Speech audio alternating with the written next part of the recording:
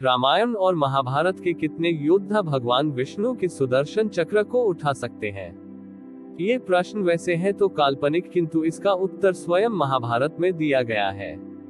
सुदर्शन चक्र का इतिहास तो बहुत पुराना है। जब मधु और कैटब का वध करने हेतु भगवान विष्णु ने महादेव की तपस्या की, तब भगवान शिव ने अपने तीसरे नेत्र की ज्वाला से सुदर्शन चक्र की उत्पत्ति की और उसे नारायण को दिया। तब से ये महान आयुध भगवान विष्णु का अभिन्न अंग है। इसकी एक विशेषता ये भी थी कि बिना श्रीहरि की आज्ञा के कोई भी सुदर्शन को संचालित नहीं कर सकता था। सुदर्शन चक्र एक को भगवान विष्णु के लगभग सभी अवतारों के साथ जोड़कर देखा जाता है। आपको ऐसी कई तस्वीरें मिल जाएंगी जहां वराह, नरसिंह अथवा अन्य अवतारों को सुदर्शन चक्र धारण करते हुए दिखाया जाता है।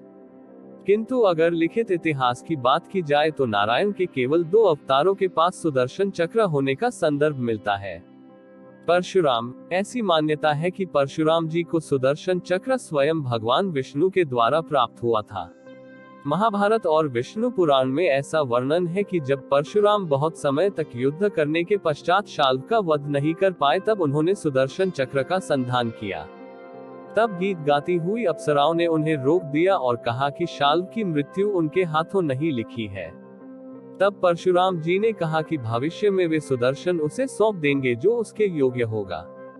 फिर उन्होंने अपने सारे अस्त्र शस्त्र नदी में रख दिए और महेंद्र पर्वत पर तपस्या करने चले गए। श्री कृष्ण, इनके पास सुदर्शन होने के विषय में 3 कथाएं मिलती है। विष्णु पुराण के अनुसार चूंकि श्री कृष्ण भगवान विष्णु के सभी 16 कलाओं के साथ उत्पन्न हुए, उनके सभी दिव्यास्त्र श्री कृष्ण को स्वतः ही प्राप्त हो गए। यही कारण है कि श्रीहरि के अस्त्र जैसे सुदर्शन, कौमुदी की गदा, नारायणास्त्र और नंदक तलवार श्री कृष्ण के पास भी बताई जाती है, जबकि श्री कृष्ण द्वारा इन्हें प्राप्त का कोई वर्णन महाभारत में नहीं है। दूसरी कथा के अनुसार जब परशुराम जी श्री कृष्ण से महर्षि सांदीपनि के आश्रम में मिले तो उन्होंने विष्णु रूपी श्री कृष्ण को पहचान लिया और सुदर्शन चक्र उन्हें प्रदान किया।